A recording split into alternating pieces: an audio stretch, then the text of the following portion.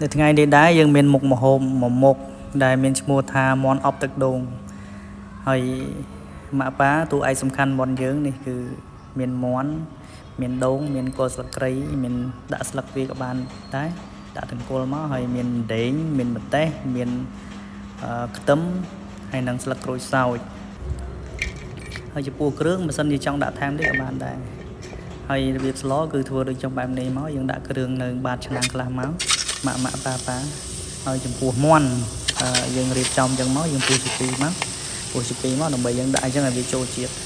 ហើយយើងរៀបទៅតាមឆ្នាំងមុនយើងព្រោះដោយសារតែមាន់ខ្ញុំមួយដល់ពេលអញ្ចឹងយើងដាក់ឆ្នាំងរៀងតូចល្មមមកត្រូវនឹងមាន់នឹងហ្មងហើយពោះបើសិនមានគ្រឿងក្នុងច្រើនគឺឆ្ងាញ់ល្អមកដោយសារតែមាន់ខ្ញុំទិញមកវិសាដល់ពេលអញ្ចឹងគ្រឿងក្នុងគេដាក់មកប៉ុណ្ណាគឺមានប៉ុណ្ណឹងវារៀងតិចហើយយើងដាក់គ្រឿងពីលើអញ្ចឹងមកម៉ាក់ប៉ាគល់ស្លឹកគ្រៃមានស្លឹកគ្រៃមានស្លឹកក្រូចសើចមានម្ទេសមានខ្ទឹមហើយចំពោះម្ទេសវិញគឺខ្ញុំដាក់តាមតិចទេព្រោះដោយសារតែកូនគាត់ញ៉ាំដែរគាត់នៅក្មេងហើយគាត់ចេះហឹរខ្លះដែរអញ្ចឹងដាក់បានបន្តិចហើយយើងដាក់ប្រេងឆាមកដោយសារតែប្រេងឆាខ្ញុំអស់ខ្ញុំទៅប្រើខ្លាញ់ហើយយើងដាក់ប៊ីចេង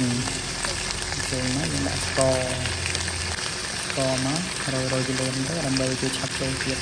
ហើយនឹងខ្សែស៊ុបដោយសារតែខ្ញុំអត់ប្រើអំបិលដើម្បីអញ្ចឹងយើងដាក់ទឹកស៊ីអ៊ីវហើយតួអង្គសំខាន់យើងបន្តពីមាន់មួយទៀតហ្នឹងគឺទឹកដូង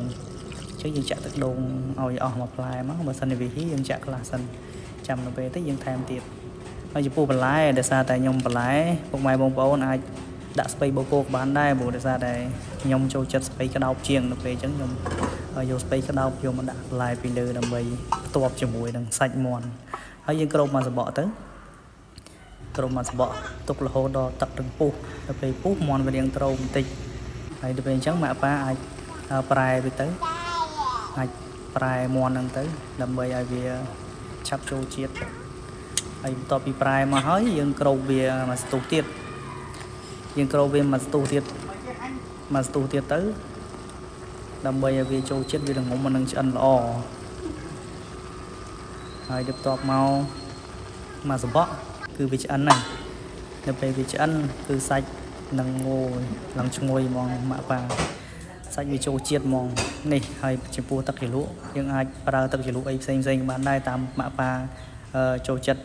ចំពោះខ្ញុំប្រើតែទឹកស៊ីអ៊ីវព្រោះដោយសារតែវាចូលជាតិសាហាវហើយបាទហ្នឹងហើយសូមអរគុណ